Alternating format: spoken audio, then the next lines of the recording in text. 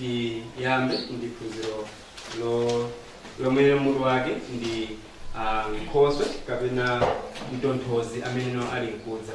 Okay, so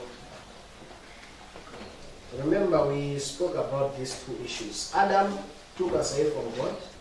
Kumbukirani dzulo tinalankhula ndithu zinthu ziwiri izi kunena kuti Adamu adatichotsa ife ndithu kuti tisakutali ndi Mulungu. But Christ brought us back to God. Komano Kristu akutibwezeretsa kuti tibwererenso kwa Mulungu. So what we are saying is the cross literally changed everything. Abatu chimene tikuyeneka tichidziwe ndichonana kuti mtanda uja ndithu kwa mpumpu udasinthiratu zinthu zonse. Alright, so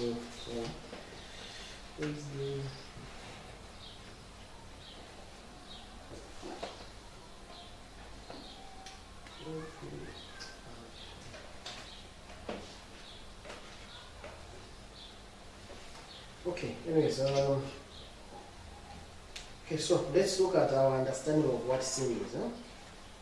Tiye tsopano tipite mwina tioneko za kumvetsetsa kwathu mmene timamvetsetsera nkhani ya tchimo kuti kodi tchimo ndi chiyani. Okay, if we go to 1 John 3 verse 4. Tikapita ndithu ku buku la 1 Yohane 3 verse 4. Verse like 4. I'll read. It says, whosoever commits sin also transgresses the law, for sin is the transgression of the law. Kuwerenga verse limanena kuti yense wakuchita uchimo achitanso kusayeruzika, ndipo tchimo ndilo kusayeruzika. Okay, so this is the only sorry, okay, I'm trying to find my presentation here. Can we just sing one song? Ali timbeko nyimbo imodzi abesa isakuno abeze ichuzo lenilo de timbeko nyimbo imodzi. Nyimbo imodzi. Tifuna mzimu wanu yo yewe na wana kalelo na watentesa mtima mo na walimbisa mzopya mo. Thank you. So what we're saying is we saw that only God is righteous. Chimeneno tinaona kale tunaona kuno Mulungu yekha ndameneno ali wangwiro. But we are saying there are two types of righteousness. Komano tikunena ndithu kuna kuno pali mitundu iwiri ya chilungamo. There is the righteousness which we get from the Spirit. Pali chilungamo chimeneno timachipeza kutoka mwa Mzimu. And the righteousness that we can seek by trying to do and to achieve through the works. Ndiso pali chilungamo china chimeneno timachiyeserera kuti tikipeze pakuchitachita ntchito zathu. One is by faith, one is by works. Chimodzi mwa icho chili cha chikhulupiriro pamene chinacho chili cha ntchito. The end goal is to achieve what? Righteousness, right? Koma onsewo mukawaona kumapeto kwake cholinga chawo ndichona kuti afikire ndithu kuchilungamo. The governments of the world have tried hard to put rules.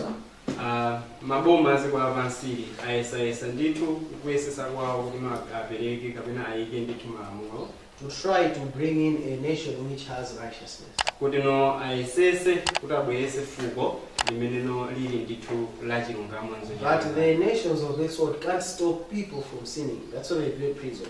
Komano mayiko to aziko lapansiri no sangakwanise kuwalesa anthu awo kuno asama chitezo lakwisa nchifukwa chake mukapeza bwino kuno lino kumangidwa ndende. Because what we have is we having people who have a natural nature, a nature which is fallen.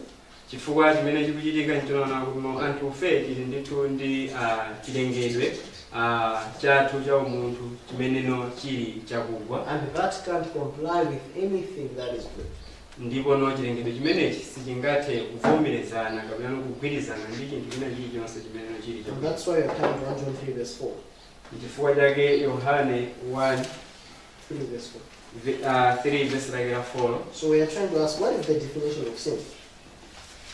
Tikuyesesa kuti tifutse kuti mokodi thandazo la tchimo ndi chani. So we are saying Whosoever commits sin transgresses also the law, for sin is the transgression of the law. Nde kunena ndithu kuno yese wakuchita tchimo achitanso kusayeruzika ndipo tchimo ndilo kusayeruzika. So we have here apa tili ndi zinthu izi. the last part of that verse. It says, for sin is the transgression of the law. It's one way, it's called anomia. Mbali gawo lomalizira la vesilo likunena kuno pakuti tchimo ndilo kusayeruzika. Ndiye mawuwo ngoti nga chilankhulo cha Chigiriki chonena kuti no mawuwo akunena kuti no anomia. So it's pretty much illegality, that is violation of the law. Akufotokoza mawuwo tanthauzo wake kunaona kuti no ndi chitachita ndithu wa za malamulo makamaka kuswa lamulolo. It's also called wickedness. Komanso kufotokoza kuti no ndi kuipa kapena kuipa komwe kwezi. Iniquity. Uchimo. Unrighteousness. Kusachita chilungamo. Transgression of the law. Kuswa malamulo. Okay, so we find that the other part, sin, is to break the law. Mbali nayo mupeza kukamba naona kuti no tchimo ndi kuswa lamulo. And the last part, anomia. Ndiye mbali yakumapetolo. Telling us that if you are having iniquity in you, iziti zikungotiuza naona ngati muli ndi chinthu cholakwika, or you are unrighteous, kapena no muli osalungama, you are also found in what? mupezekanso muchani In sin. mchimo. Okay? Meaning to say, if I don't have the Spirit of God, izi zikuthandiza naduno ngati ineyo or let me ask this. Let me ask this. ndifuna ndifunsefunso iyi. If we destroy the devil today, titati lero lino tamuononga njerekezi, will that end the sin problem? No. Why? I hope that is clear.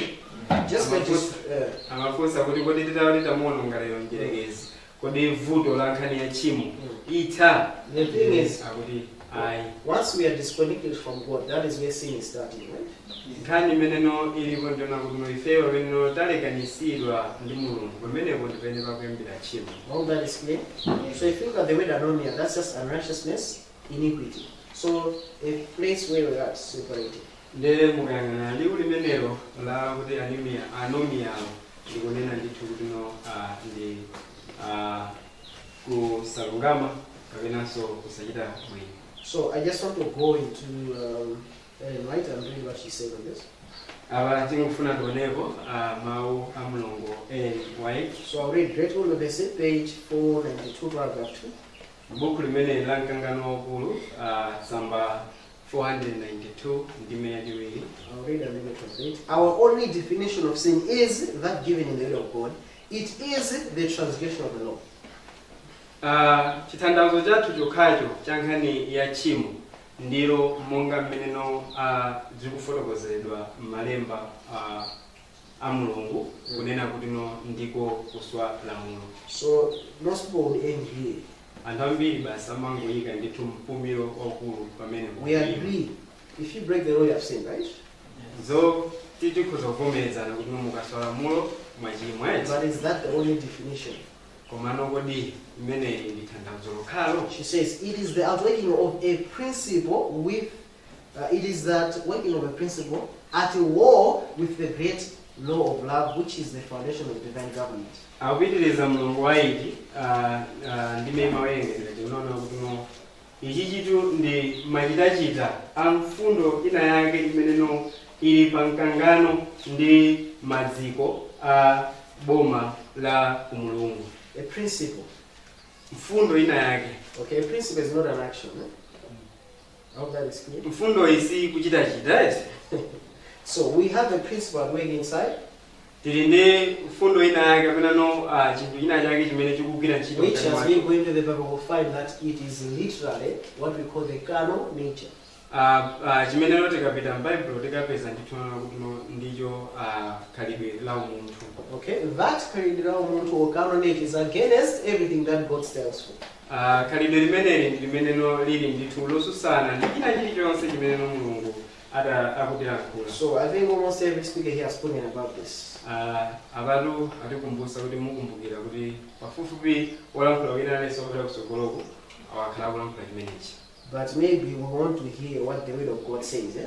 koma mwina nthawi zambiri anthu timafuna kuti timve kuti kodi mawu a Mulungu akunena Right, kani. so let's go to Romans 14:23. Tiyeni tifunguke baibulo lathu Romans 14:23. Aroma chapter yake cha 14 verse la 23. Okay, so you can read. Aroma chapter cha 14 verse lake la 23. Koma iye amene akayika pakudya asusika chifukwa akudya wopanda chikhulupiriro, ndipo chinthu chilichonse chosatuluka mchikhulupiriro ndicho uchimo. So I'll just read the last part since it's very translated. For whatsoever is not of faith is sin. Whatever is not of faith is sin. So once faith is not there, that is what? Sin. Monga mmene tawerengera muja akunena kuti china chilichonse chimene munthu akuchichita koma okayika osakhulupirira. So if there is no faith, it means there is a principle that is at war against what? God. Ngati palibe chikhulupiriro zikutanthauza kuti pali mfundo ina yake kapena chinthu china chake chimene chikugwira ntchito mosusana ndi Mulungu. So let's find out what Jesus said. Tiyeni titamvako zimene Yesu adanena. Because if I can quote Paul, some people will be like, hey, he's just going one author, right?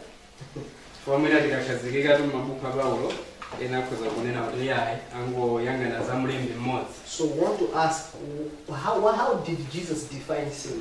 Ndiye tikufuna ndithu kuti tizifunse pamenepo kuti Yesu adatanthauzira mawu kuti tchimo munjira yanji. Because if sin is breaking the law, it's only breaking the law.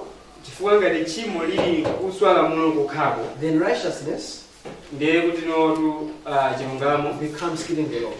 zikhala no kuti no kusunga malamulo. I hope you understand how it works. Eh? But if breaking the law is the end result of separation, ngati kuswala mulo kuli konana kuti no ndi chosatira chake cha kumapeto cha nkhani yona kuti no munthu walekanisidwa, then righteousness becomes being connected with God. Ndetu zizatanthauza kuti no chilungamo chizakhala nkhani yona kuti no munthu wabwezeresedwanso kwa Mulungu. How do you become connected? Because we have received what? The Spirit, right? Ndiye munthu umalumikizidwa ngati walandira mzimu wake. I hope we see what's going on here, right? So there are two extremes, okay? Ndiye pali ndithu kusinthana kuwiri kumeneko. So I'll go through these stages. I hope that is clear. Akhala akusatira maphero atatu amenewo. Okay, so the first step is this one.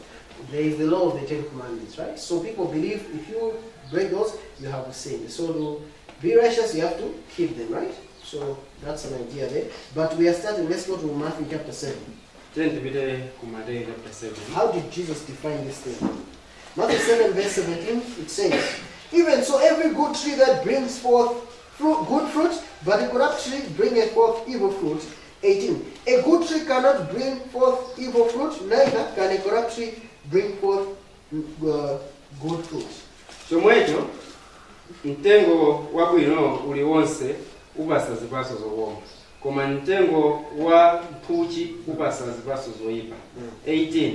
Sungathe mtengo wabwino kupasa zipatso zoyipa, kapena mtengo wa mphuchi kupasa zipatso zokoma.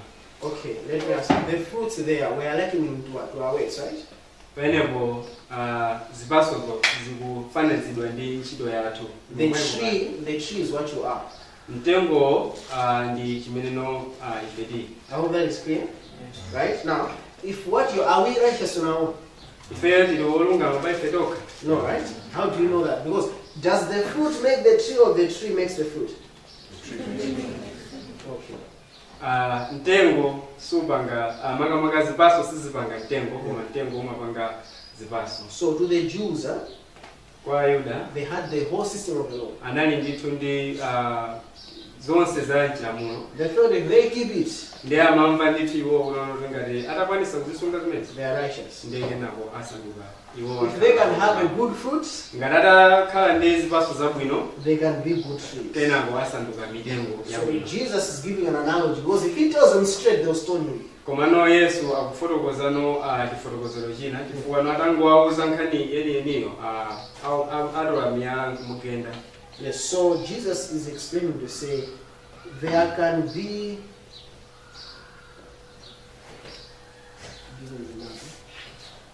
right. So what Jesus is saying, look, unless you are good, you can't produce good fruit.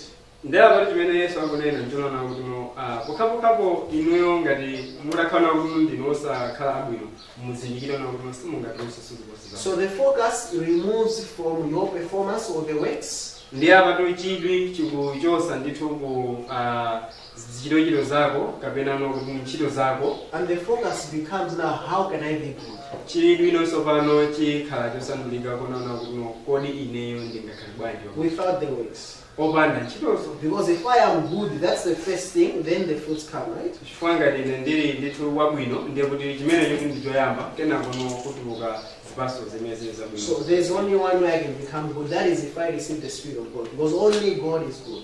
ndiye pali njira imodzi yokha imene ndingakhale wabwino kapena ndingakhale yabwino ndiyo yakulandirira mzimu wa mulungu chifukwa mulungu yekha ndi amene ali wabwino. Let's go to Matthew chapter 12. tipite ku Mateyu chapter chake cha 12. Now, if it was not enough, Jesus even talks even more. Verse 33, Matthew 12, verse 33, I'll read. It says, either make the tree good and his fruit good, or else make the tree corrupt and his fruit corrupt. Or for the tree is not by the fruit. Verse 33 la Mateyu chapter 12, ukakoma mtengo chipatso chake chomwe chikoma, ukaipa mtengo chipatso chake chomwe chiyipa, pakuti ndi chipatso chake mtengo udziwika. I hope in English it's much better, right?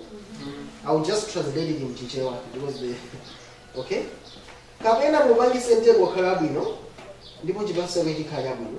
Kapena mupangise mtengo wako khala woyipa ndipo chipatso chake chikhala choyipa. For mtengo maziwika ndi chipatso chake. I hope you have seen that, right? That's how it's supposed to be translated. So I'll continue. So we are saying, make the tree good first, then the fruit will be good. chimene chikulenedwa apa nchonaona kuti chinthu choyambirira kuti chichitike ndicho kupanga mtengo kukhala wabwino kenako umene ukubereka zipatso zabwino. How can you make me good? ndi mungaba ndi bwanji wo? Because as a human, the only way I can try to be good is by my works, right? mungano munthu njira khale imene ndingazimangire nokhala bwino kupyolera mu ntchito zawo. So by my works, it means then I can now become a good what? Person.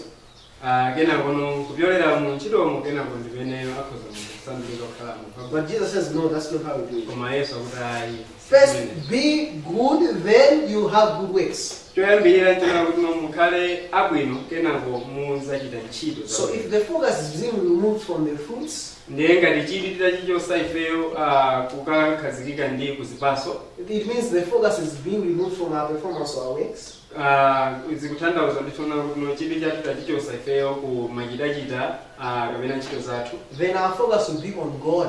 ndeno chili chathu chikhalano pa Mulungu. And if God is the center of our being and our worship, ndiye ngati Mulungu ali ndithu nsanamira kapenano chikatikati chenicheni cha kulambira kwathu, and His Spirit is in us, ndiye mzimu wake uli mwa ife, it means we are good. kenako nukuyeneko zithandiza kuti ife It means God has made us good. zikutanthauza kuti Mulungu watipanga ife kukhala. And if that is true, ndiye ngati zimenezi zilizoona, our actions will be in line with Him. ndiye machitachita athu azapezeka kuti ali pa nzere umodzi. I hope that makes sense, Kufanana ndi Mulungu. Right, let's continue. We want to go to what? Okay, read verse 35. We are saying, a good man out of the good treasure of his heart brings forth good things. An evil man out of the evil treasure brings forth evil things. Matthew 12, verse 35. Read for us. Okay. Verse 35 ila Mateyu chapter 12. Munthu wabwino atulusa zabwino mchuma chake chabwino. Ndi munthu woyipa atulusa zoyipa mchuma chake choyipa. Yes, you see that? So it means the first thing is you have to have a good person, then you'll bring forth good fruit. or a bad person, then you bring bad fruit. zikuti apa tikuona ndithu monga uneneramo kunena kuti no chinthu choyambirira ndichona kuti ukhale munthu wabwino kenako usa zinthu zabwino kapena ukhale munthu woyipa kenako uchita zinthu zoyipa. And there's only one way to do that. Make that person good first. ndiye pali njira yabwino ndi imodzi ndiona kuti no mpange munthu akhale. If you want an apple tree, what do you do? You plant a mango tree? And then you trim it all the time to give you apples, eh? kodi inu mukafuna kukhala ndi ma apples panyumba pano mumatani mumazala mtengo wa mango ayi mumazala ndithu mtengo wa ma apples. Because once you start with a mango tree, chifukwa mukangoti inu muzale mtengo wa mango you will never get apples. ndiye kuti pambere pake simuzakwanisa kukhalanso. No matter how many prayers you can give. ndi olo mudakhala ndi mapemphero a mtundu wanji. Because God works, has put laws of nature, right? chifukwa no mulungu mene amagwirira ntchito wayika ndithu lamulo la. If you have common sense, you start with an apple tree. ngati iwe uli olingalira bwino uyamba kaye wazala mtengo And then you end up with apple fruits. kenako pambere kwake ukakhala ndi God is ma telling us apples. the process of salvation to achieve righteousness. ndiye mulungu akutiuza ife ndondomeko ya chipulumutso kuti You ndikafikire start with being good first.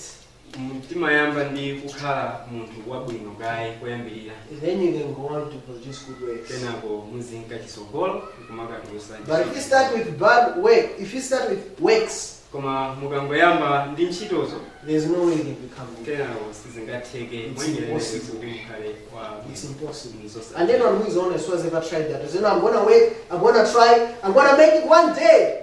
I'll be good. Honestly, you find that doesn't work. ngati ndiye wina atakhalapo nkumanasona ti ineyo ayi ndiyesesa ndithu ndikuthekera kwanga kufikira tsiku lina lake ndizakwanisa dziwani ntchuna kuti no simungathe kukwanisa chifukwa nchosatheka. If someone is honest enough, they'll know that's impossible. ngati tili ife ndithu ona ndithu mtima tizindikira It sounds nice, it feels good, it sounds noble, but it's impossible. zimamveka kuti no nzabwino zimenezi iyayi ndizokoma kuzimva komano ndi zinthu ndithu zosatheka. You start first by being good. chinthu choyambirira ndicho kuti no uzipangire kukhala wabwino Then your works will be good. kenako ntchito zako zikhala zako. How do you become good? By receiving the life of Christ. ndiye umakhala bwanji wabwino ndikulandira mzimu wake. Without life, opanda moyo umenewo there's nothing we are doing. palibe pochina chilichonse. I hope that is so clear. Was our problem actions? kodi mfundo wathu ife nali ntchito.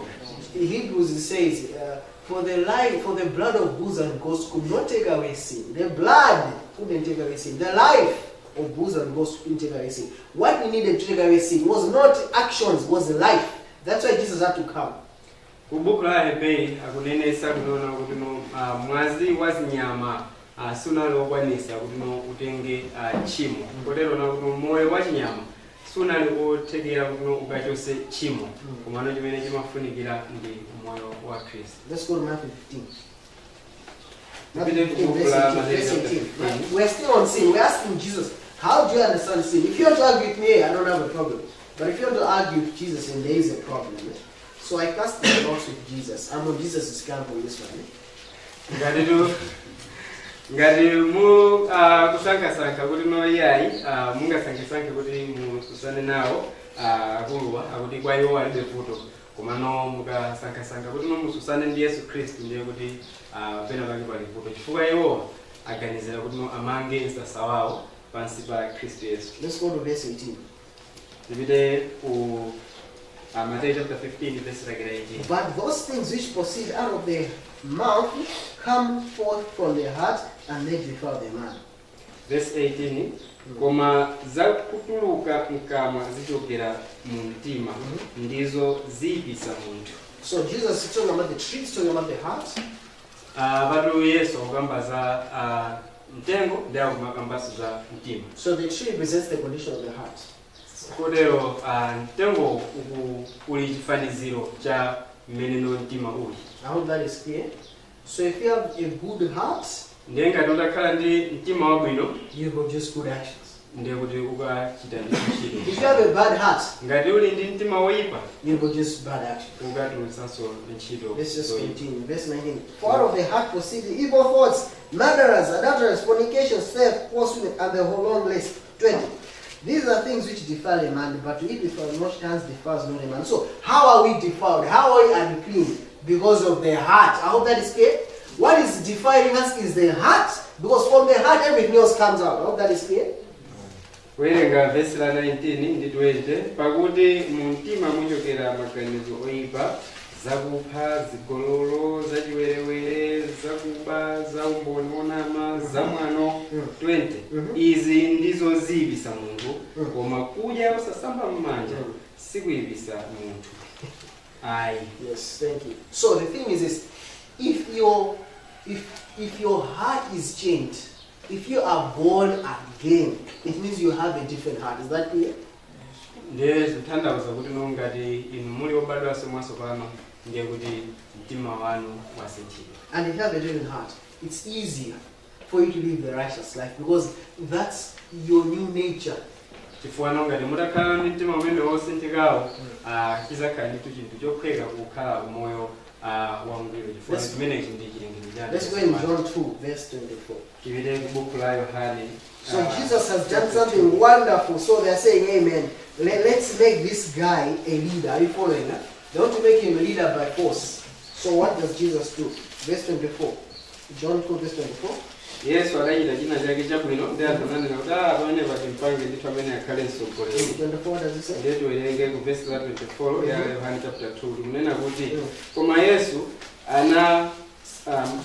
koma Yesu sanakhulupirira iwo kuti akhale nawo chifukwa iye anadziwa anthu onse. Okay, so Jesus did not commit himself to them because he knew all men. How did he know all men? What is common to everybody? Adadziwa bwanji Yesu anthu onse. Kodi china chake chimene chili chodziwika bwino kwa anthu onse ndi chani? 25. Verse 25. And needed not that any should testify of man, for he knew what was in man. Ndipo sanasowa wina achite umboni za munthu, pakuti anadziwa iye yekha chimene chinali mwa munthu. Okay, so we find that Jesus knew exactly what was what in man. I hope that is clear. Patikupeza tsopano kunena kuti Yesu adadziwa ndendende china chilichonse chimene chili mu mtima mwa munthu. Pene pa zikupeka bwino. Yes, behind me is a chair. It's fine, right. So we find that the real issue here, there is something in man. I hope that is clear. Abatupeza kuti nkhani yeniyeni apa ndiona kuti nopali china chake chimene chili mwa munthu. And what is in man? What is in man? Chili mwa munthu ndi chani? It's an evil nature. I hope that is clear. Ndi khalidwe loyipa. So, Jesus' definition of sin. Kotero tanthauzo la tchimo mongano nkuyankha kwa Yesu. Is it just what a man does? Kodi ndi icho chokhacho chimene munthu akuchita? Or is it who they are? Kapena ndi icho chimene iwo ali. Who they are, right? I hope that is clear. So sin is not just what you do. Now listen, I just want to say something here. If you focus on what you do you know how many actions that you can make? There are a million actions, man. There are infinite. I mean, look, you start with a bad tree. There are a million things that can happen. You want to overcome sin, I will remove this. You just keep doing that, and you will never, and it's impossible. I've tried that. I do not want to try that. Okay? I attempted the impossible. My friend, listen. I know what I'm talking about. I've tried that. Okay? I've gone fast, 21 days fast. Right? I used to do that. And I mean, I used to pray to the point of within a day, I'll pray like 4 hours per day. When a week is going, I've prayed about 4 hours. Right? And I used to have less sleep. I was so getting weak, right? Because I want to overcome sin. Are you following what I'm saying? Because my focus was on the actions. I want to get all these things out of the way. But listen, there is a way that is possible. Jesus' way is one that is possible. He wants us to have a new life. All that is clear? Yeah, listen, if you start with a new life, how many problems does Jesus' life have? 0. Are you following that? If you want to get a blood transfusion, do you get the blood from someone who has cancer, diabetes, and all those things? No, they try to clean the blood, get proper blood. I hope that is clear. Our blood is corrupt. What we need is a new life. I hope that is clear. We need new life, clean life. If we can have that clean life, then we have a new start. How that is clear, brothers and sisters. Anyway, so you can start translating.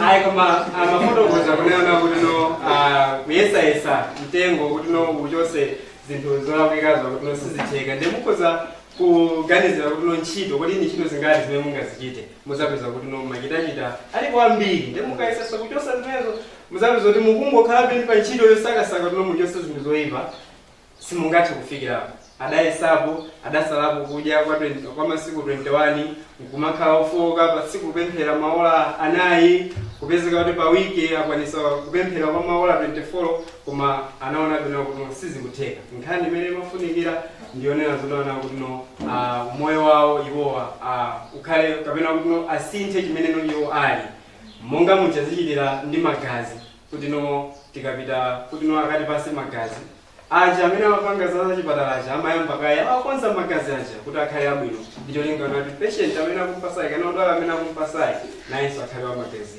abwino. Now, thank you. I'm not condemning what I used to do, eh? I hope that you understand. What I'm condemning is the idea behind it. The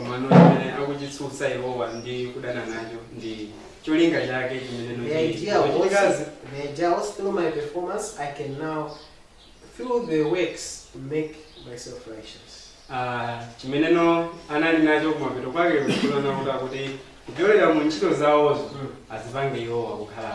then, I used to study the Bible rigorously.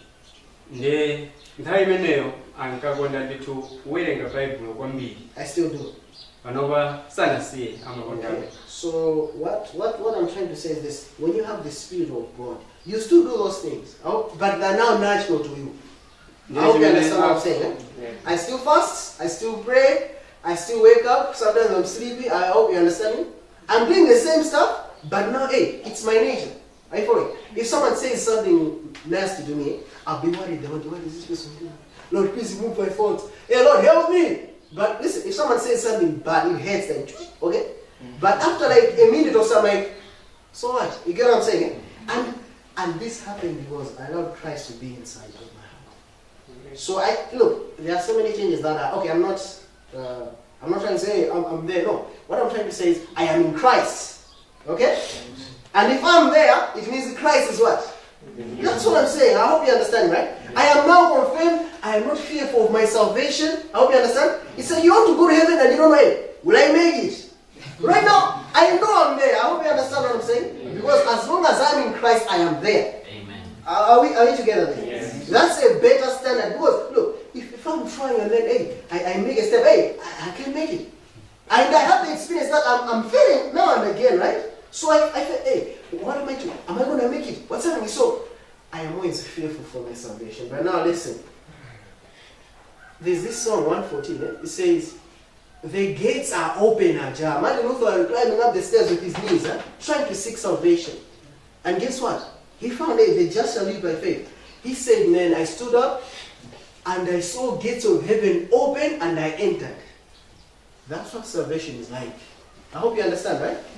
If you receive Christ, you should know that we are saved.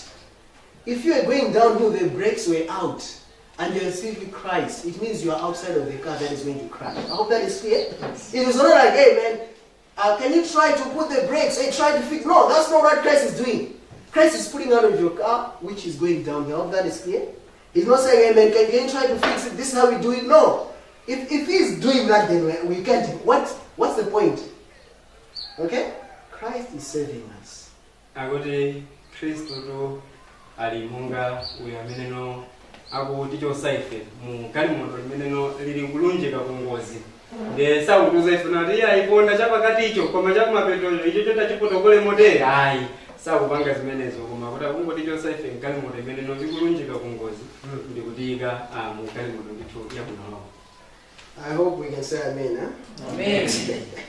All right, now Jesus is very key for me. I don't know if he's here to you. Yesu Kristu alindithu wachindunji kwa hiyo siri ulitsa kudziwa ngati ali sodi mozi. No, there were other things Jesus said, listen, you can't bear the number. When the Spirit of truth comes, he will teach you things, right? pali zinthu zina zimene Yesu adanazulana kuti ayi panopa kuwauza ophunzira ake kuti simungazimvese koma mzimu wachoonadi akazabwera muzazimvesa. And we know there was one person whom Jesus, the revelator, he showed all the visions, he was showing all these things, and then he wrote them down, right? Tikunziwa uja wachivumbuluso amene Yesu adamuonesera zinthu zonse masomphenya ndege na madazilemba. There was another person also, he experienced the same thing. Paliso munthu wina amene anadusanso zochitikazo. That was Paul. Amene adali Paulo. By visions, by revelation. I hope you understand what I'm trying to say. Kupyolera masomphenya adalandira ndithu. Anyways, let's just read the verse. Let's go to Galatians 1. Tupite buku la Galatia 1 verse 1. Chapter 1 verse 1. Yeah, read it. Galatia chapter 1 verse 1. Paulo mtumwi wosachokera kwa anthu kapena mwa munthu koma mwa Yesu Khristu ndi Mulungu Atate amene anamuukitsa iye kwa akufa. So Paul is saying, look man, verse 12 it says, for I never received it of man. No one taught Paul the gospel. I hope that is clear. Paul was a Pharisee man, okay? Paul was someone who was a rigid person when it comes to the law of Moses. Paul was a Pharisee. So he says, look, I received this thing from no man, neither was I taught it, but by revelation of Jesus Christ. Remember, there's another book called The Revelation of Jesus Christ, right? Which one is that one? John's book, eh? Yeah. But Paul, what he wrote was also the revelation of what? Jesus Christ. I hope that is clear. So if you understand what Jesus said about sin, man, you have no issues with Paul's books. There will be literally no issues. Verse 12 likunena kuti sindina ulandira kwa munthu kapena sindina kuphunzira komatu unaza mwa vumbuluso la Yesu Khristu. Right, so let's dig deep into them. We're going to go Romans 7 and 8. Two chapters, then I end. Book la Roma, chapter 7 and 8. So we're going to be piggybacking Paul and Christ. I've already explained what Jesus did and said, and then I'm going to be quoting Paul, and then I'll be going back and forth, so that you know that Jesus actually taught Paul. Alright, let's start. Romans 7. You are there? Right. Roma chapter 7. Yes, Romans 7, let's say, I'll start from there. I'll start. This one it says, what shall we say then? Is the law sin? God forbid. Nay, I had not known sin, but by the law. For I had not known lust, except the law had said, thou shalt not covet. Okay? Verse 7. La Roma chapter 7. Yes. Pamenepo tisatani. Kodi chilamulo chili uchimo? Msalero ayi. Koma ine sindinakazindikira uchimo koma mwa lamulo ndimo. Pakuti sindikadazindikira chilakolako sichikadati chilamulo usasirire. So people are like, hey man, this guy is bashing the law, what? No, listen. Who gave the law? Who gave the law? It's God, eh? Okay? Who gave the Spirit? It's God put it on Christ to us, right? Okay, let me ask. The law was given to us, to the people. To guide them, right? Did they manage to do all that it said? No. No, right? Is there a better way to achieve that goal? Yes. How do you do that? You receive the Spirit of the Lord give. I hope that is clear. Yes. Listen, now, for me, let me just give a quick example. I can teach chemistry. Okay? I teach chemistry. I hope that is clear. Alright? So, I can ask a question. What's the charge of the iron of aluminium? Okay, it's very few people who still remember it. I hope that is clear.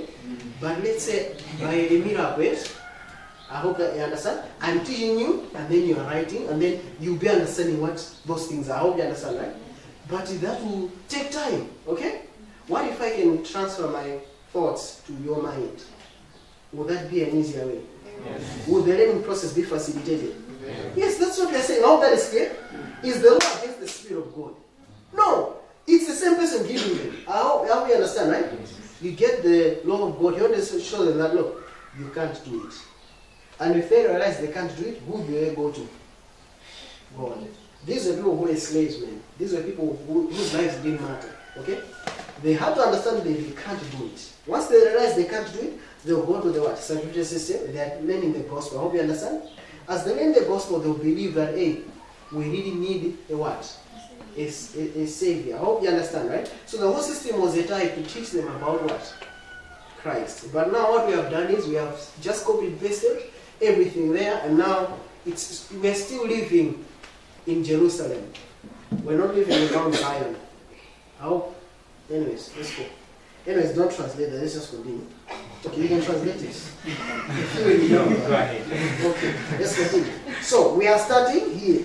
Okay, so what shall we? Okay, so look, Paul is saying, I have not known sin except by what? The law.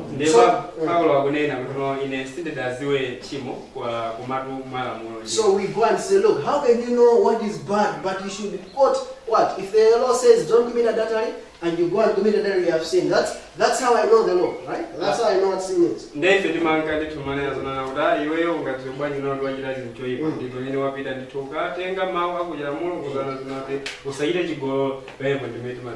is that what you literally say? If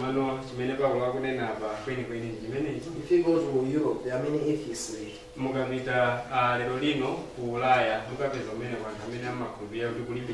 Many have not even stepped into church since birth. Some of them are even married. And if you watch such programs as Cheaters and all these things, or there are certain programs that show people who are cheating. They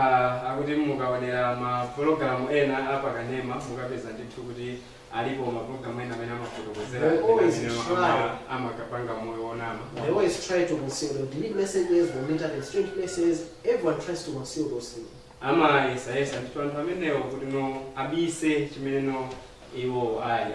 Because they know it's wrong. Did they have the wrong code? Then how did they know it's wrong? You are following me, yeah? So we can't use that superficial understanding, yeah? Now if we go to, okay.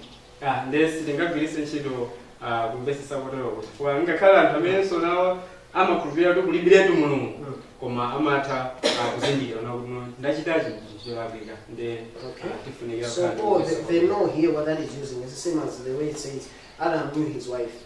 Okay? Did he know her? Didn't he know her? He knew who she was, right? But now it's talking about knowing each other in an intimate way in the context of marriage. I hope you understand, right? He knew his wife in an intimate way, right? I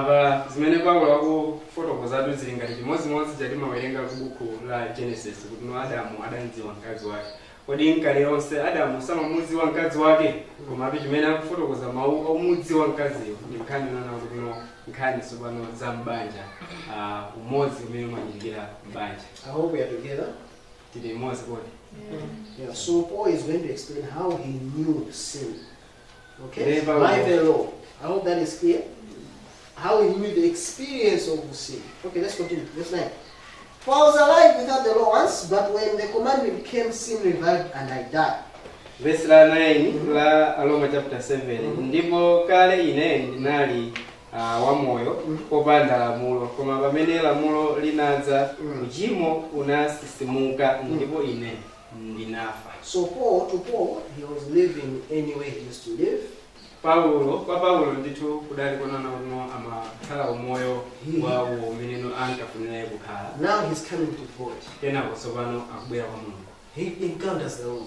Tena kwakuza kumalizana ndi lamulo. Finds, my problem is this, let me just switch to this. Ndegena kwakuzazindikira kuti vuto langa ngili ineyo ndingosintha ndipite. My problem is I'm converting.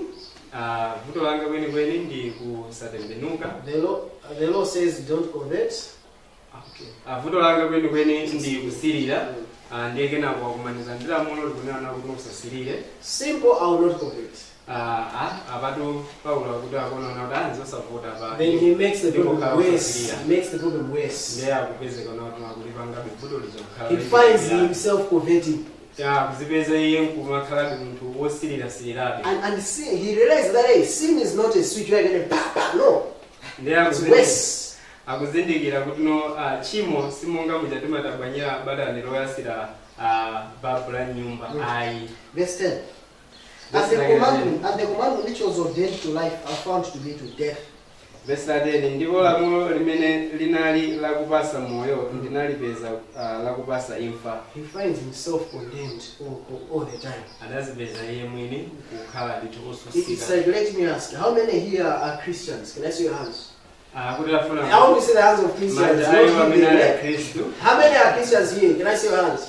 Manja ayo amene ali Khristu. All right, you can put your hands down. Hands down. How many here are sinners? Mwa inuyo amene mudakweza manja ndangati amene ali ochimwa.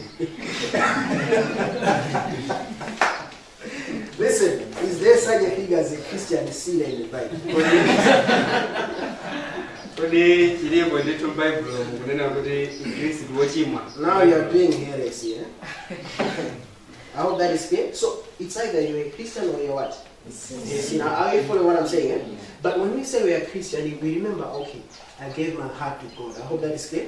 But when the question now, I sin, I remember, hey, I did this yesterday, so you also put your hand up. I hope that is clear. Because everything you are basing upon your works. Is that clear what I'm saying?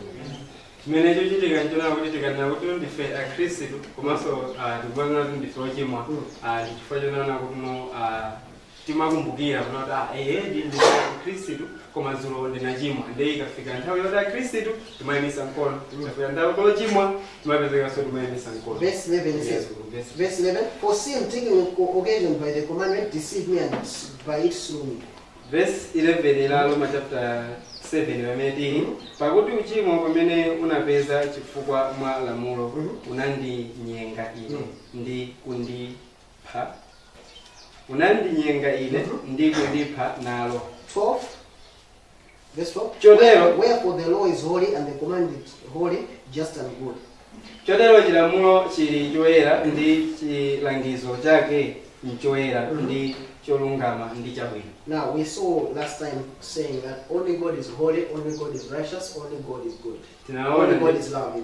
Tinaona ndithu masiku angapo kapitawo kuna kuno Mulungu yekha ndamene ali woyera, Mulungu yekha ndamene ali chikondi, Mulungu yekha ndamene ali wabwino. So if we are trying to achieve those things, what are you trying to be like? Ndiye inu mukayesayesa kuti mukwanise zinthu zimene anena zitatu zichi mukuyesayesa kuti mutani. You're trying to be like God, right? Lucifer also tried that, isn't it? He Ndiye tried it without who? Did he achieve it? You are going to achieve it, eh? Awuli chimenechi Lucifer adachiyesaso adafunafuna kuti akhale ngati Mulungu nde adakanika nde kodi ife tikayesera lero tichikwanisa. Lucifer was trying to achieve a good government without God. That was his mission. Lucifer ankayesayesa ndithu kuti apange boma labwino koma popanda Mulungu. Where self, you just need education, instructions, how to know evil and good and choose the good. That was his principle. I hope that is clear. And it's sad that you have the government doing the same thing, isn't it? When Lucifer showed Jesus the kingdom, he said, hey, worship me, I'll give you all these things. Eh? Meaning all the kingdoms of this world, they run on that principle.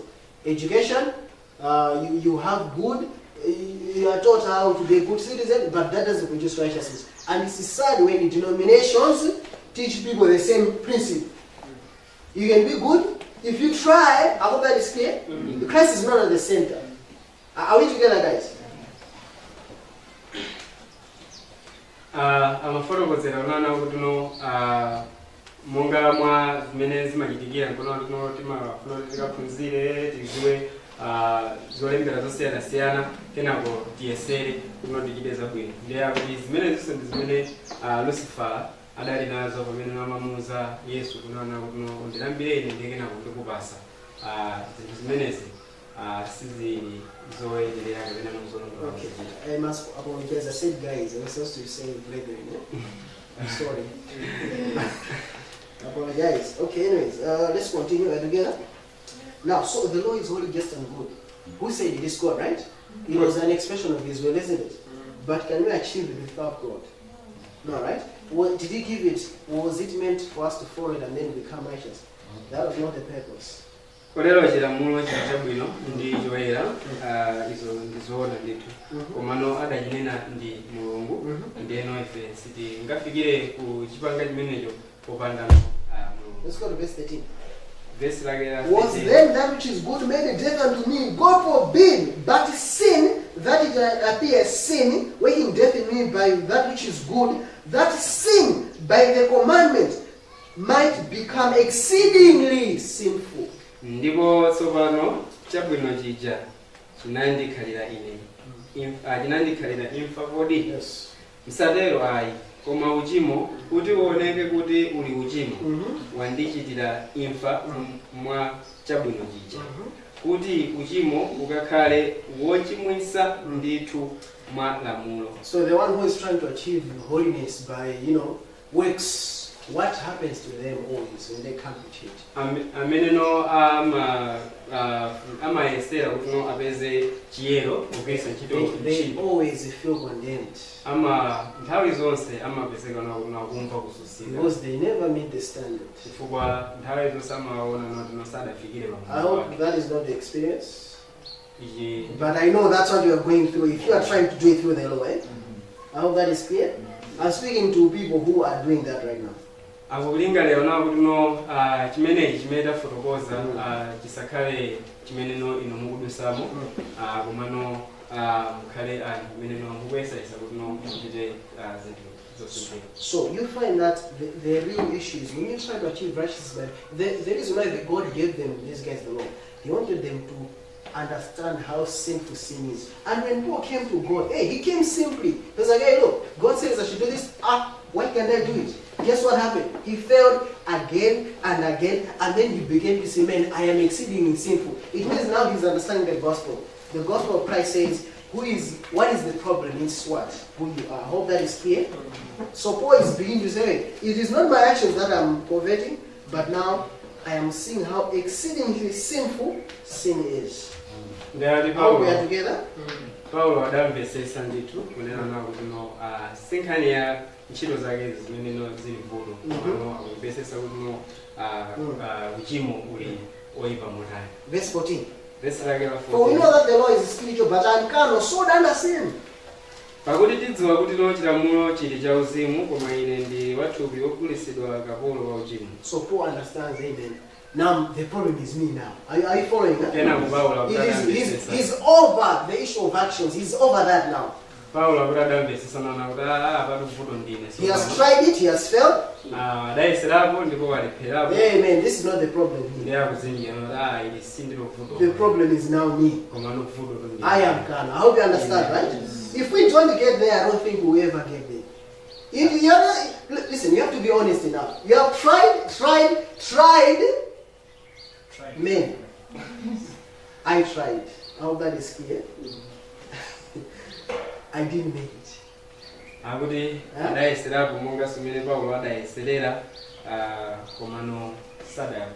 Until I realized, amen, I am carnal. 15. Now Paul is understanding the issue of sin now. 15 says, for that which I do, I allow not. For what I would do, I do not. But what I hate, that I do. Verse 15. Pakuti chimene ndichita sindichidziwa. Pakuti sindichita chimene ndifuna koma chimene ndidana nacho ndichichita ichi. I hope you understand what I'm saying. You understand, okay? Shouldn't lie, amen, I'm not gonna lie. Okay? And then you're late. Hey, where are you? And you start lying immediately. And I just lied. Hey, I should go and repent. Don't lie. Okay?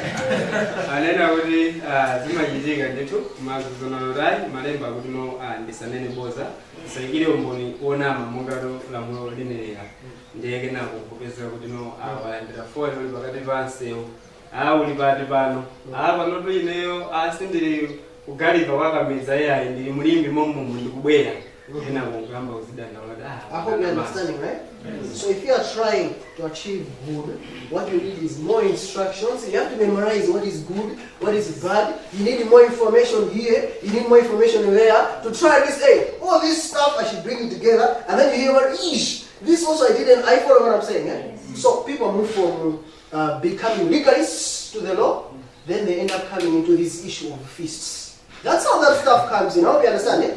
So it's no way. Have to keep the feast also. It means your righteousness. So you have to do it. Are you following what I'm saying? Yeah? But it is all foolishness.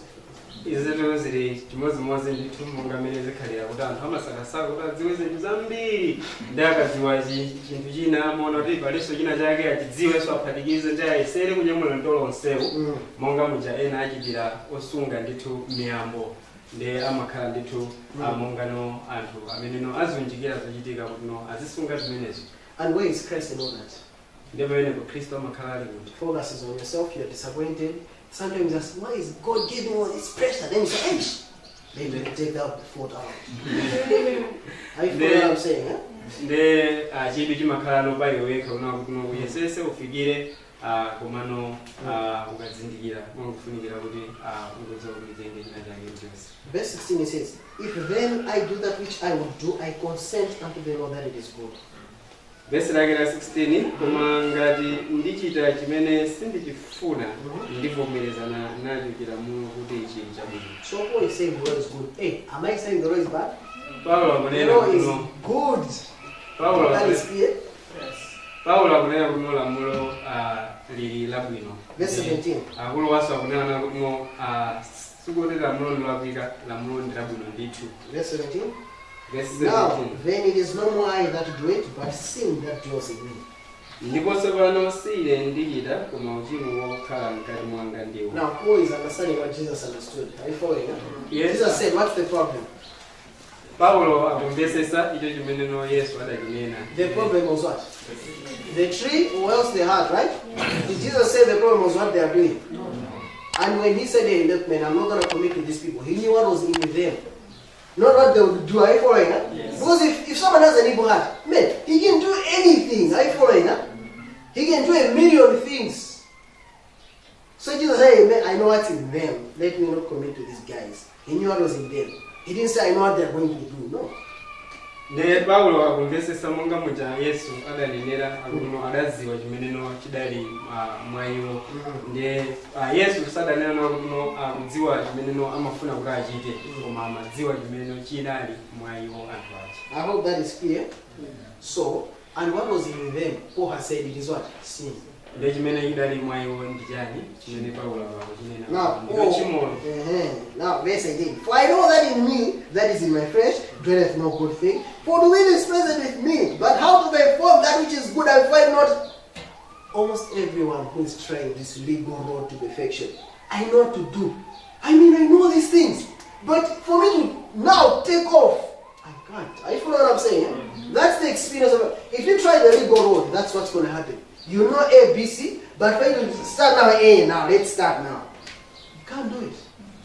Okay, and that's the experience. If you are honest enough, you'll find out that's where Paul was also. Verse lake la 18, pakuti ndidziwa kuti no mkati mwanga ndiko thupi langa simukhala chinthu chabwino, pakuti kufuna ndili nako koma kuchita bwino sindikupeza. 20. So Paul says, if I do that, I would not. It is no more I that do it, but sin that dwells in me.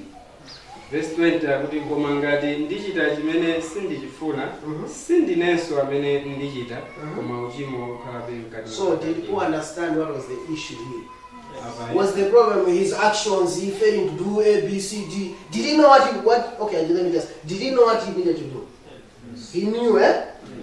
But was he able? No. What was the problem? He should try hard, eh? No. He should be able more. He needs extra information to help him, eh? What was his problem? He understood the problem was what? Sin. Where is sin in the actions or sin where? It's part of him. I hope you understand, eh?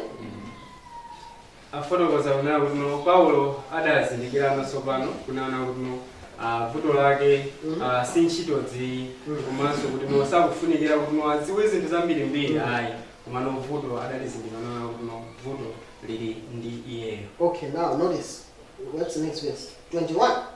I find then a law that when I would do good, evil is present with me. No, it's verse 20. 21. 21, yeah, 21. Verse 21. Ndipo chotero ndipeza lamulo ili kuti pamene ndifuna chabwino choyipa chilipo. Are you following that? So, we are starting with the 10 commandments, eh? Now, let me ask, by now, does Paul know sin now? Does Paul know sin? What is sin now? Huh? It's a nature. Are you following that? Is sin just actions? No. Now Paul has moved from here. He's where? He's here. He finds He's finding a law. What is a law? A law is something that works the same all the time. Like gravity, you throw anything, no matter how high you can throw it, it always what? If the government says no, in Malawi, when you throw things, we don't need to calm down. You still what? Are you following?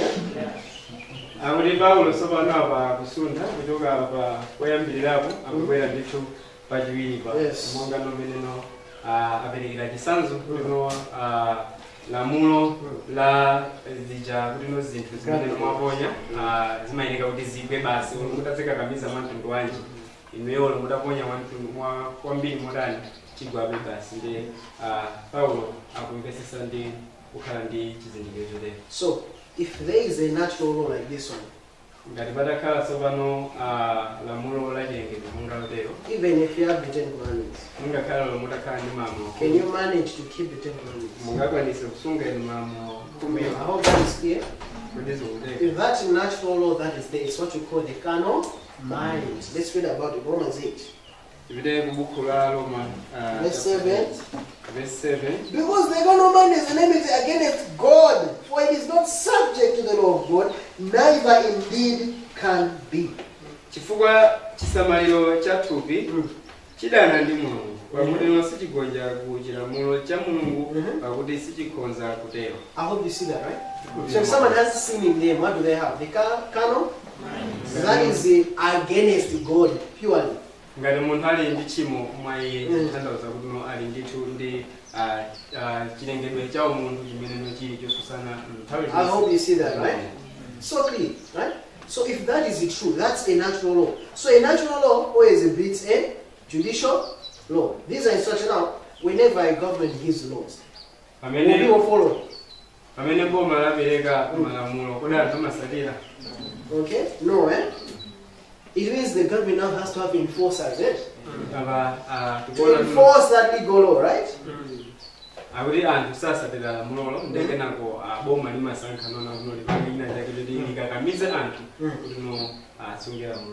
understand, And in the legal system,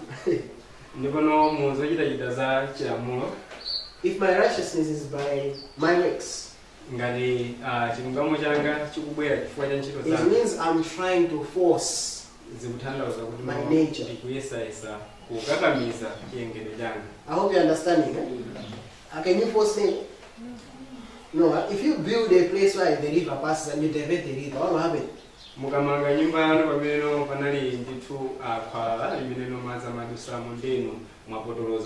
happen in next day? What will happen? The rain will wash away your house. No matter how long that house stands, one day that house will be what? Washed. Are you following? That's the same thing. So you try with your performance, you start, okay, first day, right? Second day, third day, fourth day. Well, 4 days, come on. I've missed 4 days. People like, man, I've done it again. Hey, today I can go report late. Actually, tomorrow I'll try again. Okay? Then you start tomorrow. Again you start. Okay? You go to a presentation. Hey, this is good. And then you fall again. What's that? There is no progress there. If someone is honest enough, they'll realize that the problem is the carnal mind. It can't agree to anything that's good. You're trying to force something. It can't happen.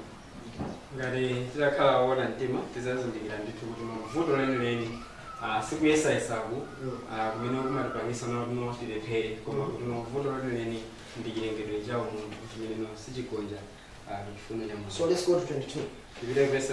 Why delight in the law of God after the inward man? Pakuti monga mwa muntu wankati mwanga ine ndikondwera ndikira mulo cha Mulungu. Does anyone want to commit adultery? Alipo muna kufunafuna kuti No, are you following? Are you following? Does Paul want to go vet? No, are you following? Okay, let me ask. Is there someone else to kill him? Alipo akufuna bano kupha nzake? No, are you following? We don't want to do any of those things which are forbidden in the law. Is that clear? So we delight in the law where? Inside. Is that clear? If I said kufuna kuchita izo zimeneno zikunena chira mulo kutosa zichitezi. Let's go to kufana kuti kukondwera kuchita ndi chita mulo. 23. But I see another law in my members, warring against the law of my mind and bringing me into captivity to the law of sin, which is in my members. Koma ndiona lamulo lina mziwalo zanga lili kulimbana ndi lamulo la mtima mwanga ndi kundigonjesa kapolo wa lamulo la mziwalo zanga. So you find that there's the law here, this one. He delights it. Amen. We love it, isn't it? Aba tukupeza kuti pali lamulo limenelo pa mwambapo But this law here, koma no lamulo lina no la chiwiri, the natural law, lamulo la chilengedwe, the sinful nature, khalidwe la uchimo, it completely overpowers this law. limeneli limagonjeseratu lamulo loyambirira. I hope that is clear. If I tell you a stone, my friends, I will break you if I throw you up and you fall down. Just keep going. Ndikamuza mbale kunonzanga What's a stone? on sorry ndikanena kwa mwala kunana kutuna iwe ndichokera apa ndikononga And I throw the stone out. ndi kutenga mwalawo kuuponya kutali. Where do you think it will go? Muganiza kukagwera It will what? Are you following it? So no matter how powerful I am, I can be the president of the USA, but if I throw the stone, it's destroy. So no amount of judicial law can overcome what? Natural law. Nature ways overpower any command from outside. Is that clear, guys? Sorry, Christians. So, okay, continue. fotokoza ndithu kuti no monga zichitikira kuti no mutakakamiza chotani mwala mukauponya kuti upite mmwamba usabwereso pansi kwerabe basi ndi limodzi zimene zili kuti lamulo lachiwiri nthawi zonse ndithu. Verse 24. Oh, wretched man that I am, who shall deliver me from this body of this death? 24 munthu osauka ine azandilandisa ndani mthupi la imfa iyi. So Paul realizes that inside him there is sin and death. That's it. There's nothing good. Paulo apatu adafika mkuzindikira nakuno mwa iye muli ndithu tchimo ndi imfa ndipo mulibe chilichonse chabwino. Is Paul in line with Jesus? Kodi Paulo kuyankhula mofanana apa ndi Yesu? Yes, right? Okay, so let's go to verse 25. I thank God through Jesus Christ our Lord. So then with my mind, I myself serve the law of God. But with the flesh, the law of sin. So just wait. So Paul is trying to say, I thank God. With my mind, my desire is to serve who? God, right? So I thank God through Jesus. So now Jesus is coming into the situation. I hope you see it. Yes. Who is coming in? It's Jesus. So we're now moving to the third part. So once Jesus comes, hey, I thank God. Through who? Through Jesus Christ. I hope you see it. So if my mind now, hey, I can actually serve who? I can now become what? Righteous. What was the goal? To achieve what? So the solution is there. Are you following? Huh? You can take that solution. But he's saying, listen, but with my flesh, it means without Jesus, what happens? I'll go back. So two ways. Righteousness by works does not achieve righteousness. Are you following? But righteousness by faith can achieve what? Simple. That's what he's trying to say there. Read.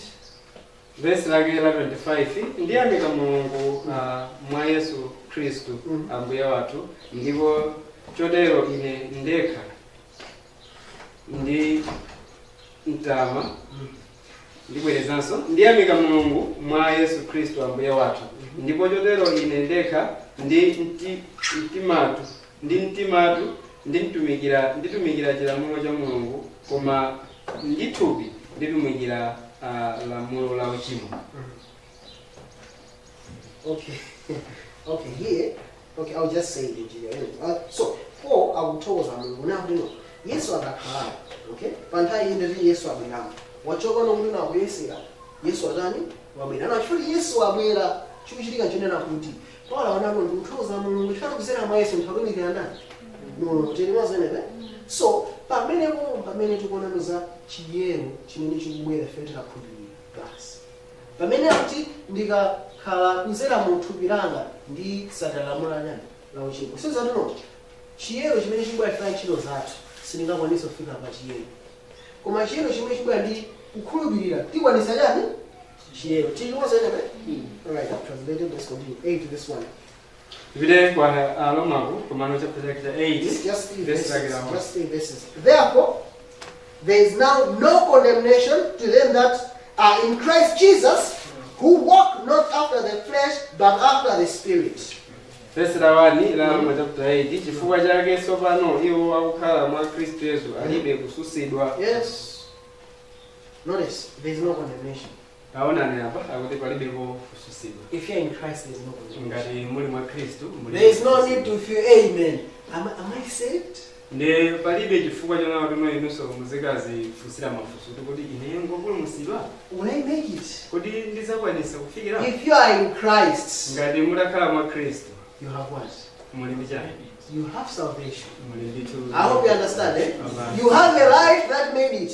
Muli ndi umoyo I hope that is clear. udakwanisa kufikira. And that life, Ndipo moyo umenewo. it made it, Ngati udakwanisa kufikira. and it is in you. Ndiye uli mwa inu. Why are you condemned? Ndiye inu mususikirani. I hope you understand, right? And if that is the case, we are Ngati- now walking in the Spirit. Ngati zili chomwecho ndiye tithandwa kuti mukuyenda ndithu mu mzimu. I hope that is clear. Let's go to verse 2. For the law, now it means we are now on the third part now. Another law now. Yeah? Another law, huh? Lamulo lina lachitatu. 2. For the law of the Spirit of life in Christ Jesus has made me free from the law of sin and death. Pakuti chilamulo cha mzimu wa moyo mwa Kristu Yesu chandimasula ine ku lamulo la uchimo ndi la imfa. This law here, see this one? Tiyang'ane pakalasipa The law of sin and lamulo death. lachitatu Law of sin and death is who we are. lamulo la imfa ndi uchimo. It's what we are. It's what we are. Ndicho chimene ife tili. I hope you understand. If we try whilst we are here to keep the law, impossible. Ngati titayesera tili pa lamulo lachiwiri kuti no tisunge ndithu malamulo akuti no nzosatheka. Impossible. Nzosatheka. I dare you to try it. Ndikukubetcherani kuti It's mukaize impossible. mukapeza kuti no. But if you have the Spirit, Koma ngati mutakhala ndi mzimu, you have the Spirit of the law of life. muli ndi mzimu You wa have moyo His wa moyo. life. Muli ndi umoyo If wake. you have the spiritual life, Ngati muli ndi umoyo wa uzimu, it means now zikutanthauza kuti your nature is in harmony with God. chilengedwe chanu ndithu chili ndithu And righteousness chovomerezana will flow. ndiye chilungamo chizasalira. Amen? That's what it is. And that's what it is. And let me just explain, you translate. The Wright brothers, they had to find a way. They discovered the aeroplane. They had to find a way of building a machine which should fly in the air. You understand? So they had to find out a way to beat gravity. Gravity is a natural, right? But they want to fly, isn't it? They want to fly. Can they manage? No, huh? So no matter how much they commanded, they couldn't fly. So no commandments could make them fly. Is that it? Because there's a law of what? So the only law which could beat the law of gravity was another law. They discovered that, look, birds fly, insects fly. What's going on? That is why the birds avoid the law of gravity, because they apply by another law called law of what? Aerodynamics. Eh? They have another law, aerodynamics. It's also a natural law. You understand? If you are gliding there, you can actually what? Go out. So they built an engine, they built the wings and all that, and they ended up flying just a few seconds, and then it went down again. And every aeroplane made follow what these guys did. Are you following me? No person tries to say, flying a plane, let me make my own model. No. You go to what the Wright brothers did. Are you following? And you go with that. Are you following? Did any human make it? No. Are you following? Huh? Did one person make it? That's Jesus, right? He did, isn't it? Can we copy his life by having it installed in us? I follow what I'm saying. So what I'm trying to say to you is this. Jesus did it. Okay? He did it so that we could receive it. Right? I follow what I'm saying. He did it so we could receive it. So once we receive that life, it means we are now operating on another law. There are two laws. Naturally, we have a sinful tendency. But if we develop, if we accept that one, it means now we can now move different. Not operating on the ground. We can operate now in the spirit. That's what we're trying to say here. Only a natural can defeat a natural. Mafotokozera kunena kuti mapereka chisanzo cha amene adapanga ndege yoyambirira amene no adazindikira nana kuti tikufunika kuti tizuluka mlengalenga koma no pali lamulo limene likutilesa sitingathe kukwanisa kukawuluka mlengalenga tipange bwanji ndi adazindikira kuti pali lamulo linanso limene no limazipanga zinyama zimene zili ndi mapiko mbalame kuti ziuluke mlengalengamo osagwa. Ndi adagwiritsa ntchito lamulo limenelo ndi anapanga ndege yoyambirira imene itangouluka masekanzi ochepa inagwa. Kenako anayamba ndithu kukuza chimenechi kufikira kuti anapanga ndege. Ndi ena onse amene afunanso panga ndege amakasatizira kale chimeneno oyambirirawa adachipanga nawonso amupanga ndege. Chimodzimodzinso ife pali umoyo umodzi umeneno unakwanisa kufikira ndithu kuti unafikira poyendererapo ndi umoyo wa Yesu Khristu. Ndenanga achitira kanchani kuti tikangotenga umoyo wa Yesu Khristu umenewo ukhale mwa ife kuti tikwanise zina zonse. Amen. So, there were 10 commandments. 10 commandments. Padali ndithu malamulo 10. But through Paul, we find that there was a very big problem. Komano kwa mpyolera mwa Paulo tikupeza unaona kuti panali vuto lalikulu kwambiri. Because there are two types of laws. Chifukwa pali malamulo awiri. There is a natural law. Pali lamulo la chilengedwe. And a judicial law. And a judicial law.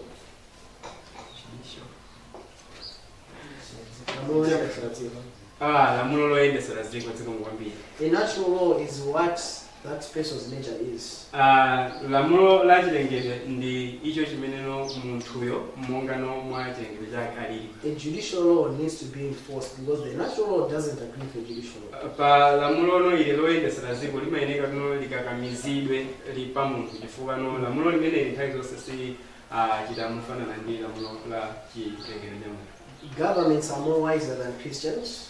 Maboma amakhala ndithu anzeru kwambiri kuposa Khristu. Because they know people won't follow judicial laws. Chifukwa amadziwa naona kuti no anthu sasatira konse malamulo oyendesera. Because they know their nature. Chifukwa amadziwa chilengedwe akena chipangidwe wawo. But a Christian believes he can overpower his nature. Koma Khristu amapezeka nokuti na kulingalira unaona kuti akhoza kukwanisa kugonjetsa chilengedwe chake. A natural law is something that is inbuilt into nature. Lamulo ili la chilengedwe ndi china chake chimeneno cha ikidwa mkati mwa chilengedwe. It works naturally without any force. Chimagwira ntchito pa icho chokha kuti kupanda kuchikakamiza ndipo sichimafunikira kuti muchikakamize. So natural laws always produce the same results. Ndiye kotero lamulo ili la chilengedwe nthawi zonse limakatulusa ndi zotsatira zake zokhazokhazo. If you have the carnal nature, sin. Ngati muli ndi khalidwe la umunthu mukhala ndi tchimo mwake. If you have the spiritual nature, righteousness. Ngati muli ndi khalidwe la uzimu mutulusa akumapetoko chilungamo.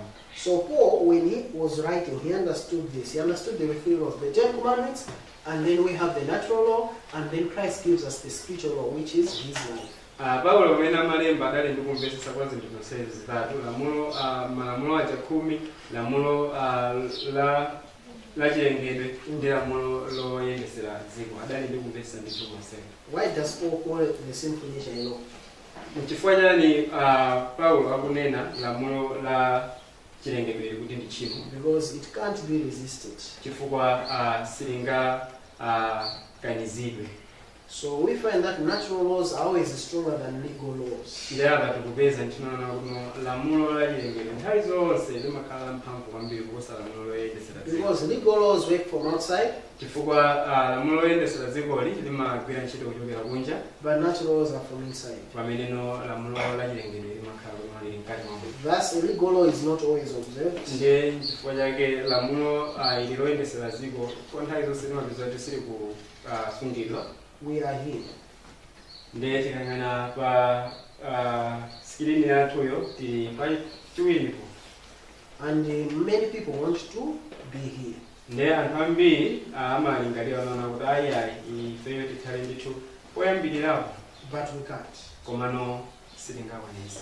We need to be here. Tiyeneka ifeyo tikhale pachitatupo. In order to achieve this. Ndiye cholinga tinaona kuti tikakwanise kukhala poyambirirapo. So we find ndiye akupeza God sent his son. Mulungu adatumiza mwana wake. And introduced another element to human nature. Ndiye adayambisa kapena kuti anabweretsa chinthu china chake ku chilengedwe cha munthu. The principle which says divinity was in humanity, therefore there was this principle which was very good, which was introduced to humanity in Christ. Chinthu ichi chimene chikunenedwa kunena kuti no umulungu udali mu munthu zikutanthauza kuti panali chinthu china chake chabwino chimene chinabweresedwa kwa munthu. So this third law is called the law of the spirit of life. Kotero lamulo ili la chitatulo likukambidwa nawo kuti ndi lamulo la umoyo. And only a natural law can overpower another natural law. Ndiyetu ndipokhapo lamulo la chilengedwe limene likhoza kugonjetsanso lamulo la chilengedwe. So I'll just read this. But the truth is this: God has given us the very life of His Son, and all glory be to God for such a salvation. He has made us part of Himself in this way. By the power of His Spirit, He has implanted His very own nature into us, so that we are righteous without the law, as Romans 8:1 says. That is without the legal law or the 10 commandments. Yeah, it was just paraphrase. Look at it. Chabwino. Akunena kuti komatu apapa kuwerenga mawali pa skrini wankunena kuti choonadi cha Mulungu kuti choonadi kuti iyeyo watipasa ife mwana wake ndiye kuti ndi ulemerero wotani motero wa chipulumutso kuti ngatipasanso ife mzimu wake umene wayikidwa mwa ife kuti tikhale ndithu ndi khalidwe lake lenileni kuti tikakhale ndi chilungamo popanda lamulo. Okay, I've spoken a lot. Ndayankhula kwambiri. What I want us is just to accept salvation. Chimene akufuna iwowa ndichonana kuti ife tingovomereza chipulumutso. And live a righteous, victorious life. Nde kenako tikakhale ndithu umoyo wa chilungamo komanso wa chigonjetso. By being born again. Pakukhala obadanso mwatsopano. And receiving of this new life. And receiving of this new life. Ndi kulandira ndithu umoyo umenewo. Let's pray. Tiyeni tiwonekane.